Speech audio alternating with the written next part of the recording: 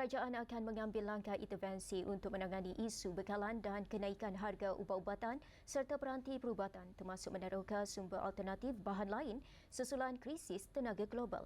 Menteri Ekonomi Akmal Nasrullah Muhammad Nasir berkata, perkara utama yang diambil perhatian kerajaan adalah memastikan bekalan terjamin sekaligus bagi mengelak sebarang implikasi berlanjutan.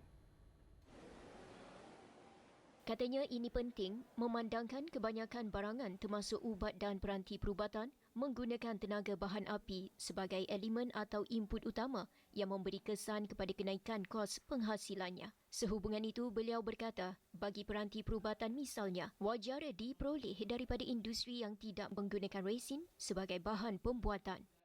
Contohnya sebab itu, dari segi pembuatan medical device yang kita nyatakan sebelum ini, kalau sebelum ini hanya bergantung kepada resin, why not we explore polymer untuk mencari polymer punya base.